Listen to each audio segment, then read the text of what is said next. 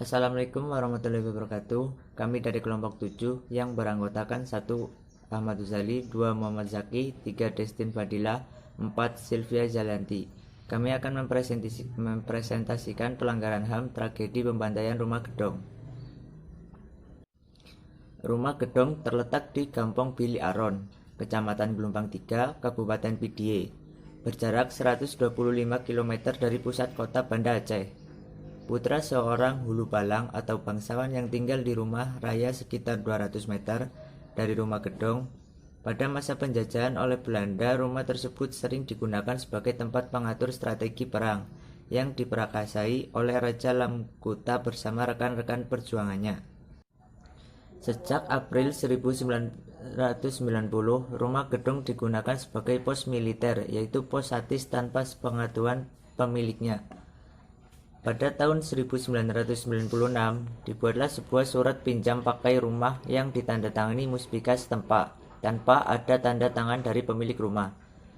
Dalam beberapa bulan, peristiwa mistis sering mengganggu para aparat militer, hingga kemudian mereka terpaksa pindah ke Kampung Amut. Namun, karena alasan kurang strategis, mereka kembali lagi ke rumah gedong. Hampir setiap malam, komando pasukan khusus sebuah elit tempur TNI menggiring dan menyeret mangsa-mangsanya yang diculik dari penjuru Pidie dan Aceh Utara, lalu menyikap dan menyiksa mereka di dalam jagal itu. Mereka dipasung dan ditembaki di bagian kaki dan lengan agar mengulur-ngulur maut. Ada pula yang diperintahkan untuk menggali lubang sedalam-dalamnya. Begitu letih melanda, mereka langsung dibunuh. Kolam yang dipenuhi lintah berada di depan rumah digunakan untuk tempat penyiksaan. Menurut keterangan masyarakat setempat, dalam jangka waktu 5 bulan, rumah gedong dijadikan tempat tahanan sekitar lebih dari 50 orang laki-laki dan perempuan yang dituduh terlibat. Akhirnya pada tanggal 7 Agustus 1998,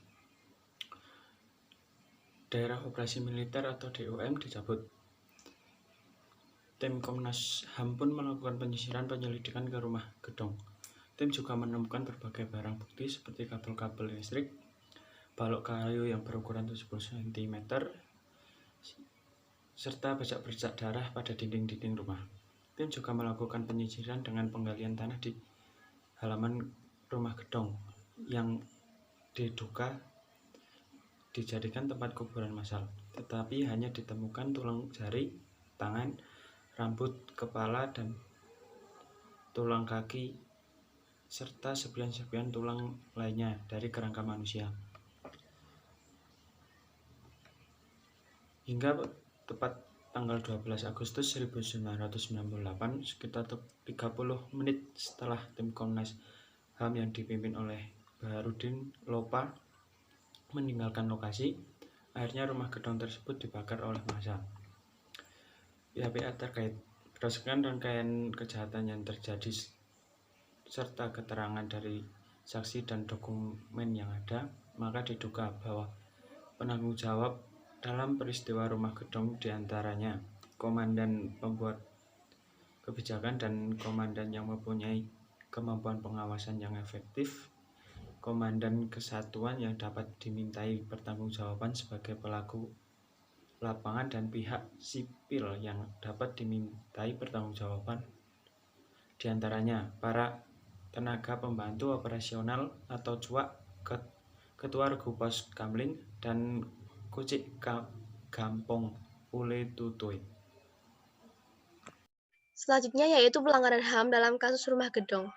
Setelah Komnas HAM melaksanakan penyelidikan terhadap 65 orang saksi, Komnas HAM menyimpulkan bahwa pada peristiwa rumah gedong dan pos-pos satis lainnya telah membuktikan dugaan terjadinya kejahatan terhadap kemanusiaan sebagaimana diatur dalam pasal 7B dan pasal 9 UU nomor 26 tahun 2000.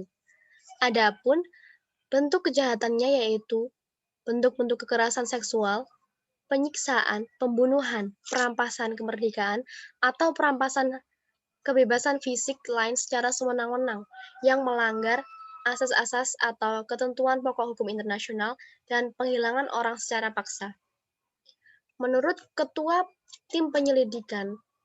Kelima, tindakan kejahatan tersebut merupakan perbuatan yang dilakukan sebagai bagian dari serangan yang ditujukan secara langsung terhadap penduduk sipil sebagai pelaksanaan dari kebijakan penguasa pada masa itu, dan dilakukan secara sistematis dan meluas, sehingga sangat sulit untuk dicegah. Para korban yang masih hidup memperingati peristiwa tersebut sebagai Hari Kebenaran dan Martabat terhadap korban. Kegiatan ini bertujuan sebagai memorialisasi atas apa yang terjadi dan untuk mendorong pemenuhan hak-hak korban pelanggaran HAM di Aceh. Dan mereka juga membangun tugu peringatan Rumah Gedong pada tanggal 12 Juli 2018. Hingga kini, para keluarga korban masih menaruh harapan kepada pemerintah untuk memperhatikan nasib mereka. Di antaranya, mereka menuntut pendidikan bagi anak-anak korban, kemudian pemulihan trauma yang belum selesai, dan kesejahteraan bagi keluarga korban dan korban yang masih hidup. Perjanjian damai. Setelah dinyatakan konflik Aceh telah usai dengan ditandatanganinya perjanjian damai antara GAM dan RI pada 15 Agustus 2005, para pelaku pelanggaran HAM di Aceh belum pernah diadili dan belum ada yang secara terbuka mengakui kejahatan yang telah diperbuatnya. Tanpa pengakuan dari pelaku, maka segala macam bala bantuan, kompensasi, dana diat, atau apapun namanya, tidak pernah bisa mengembalikan posisi korban sebagai manusia yang bermartabat. Politik setengah hati atas Komisi Kebenaran dan Rekonsiliasi. Ribuan korban kekerasan negara Indonesia di Aceh tak pernah mendapatkan keadilan, sekalipun sudah 20 tahun usia reformasi. Janji memulihkan harga diri korban konflik Aceh menjadi salah satu amanat yang harus dituntaskan. Maka, dibentuklah Komisi Kebenaran dan Rekonsiliasi atau KKR pada 2017. Namun, komisi ini menghadapi hambatan dalam penyelesaian konflik Aceh di antaranya 1. Kurang dana operasional. 2. Tarik-menarik kepentingan politis antara Aceh dan Indonesia. 3. Kurangnya tenaga operasional. Sekian yang dapat kelompok kami sampaikan. Ada kurang lebihnya kami mohon maaf. Wassalamualaikum warahmatullahi wabarakatuh.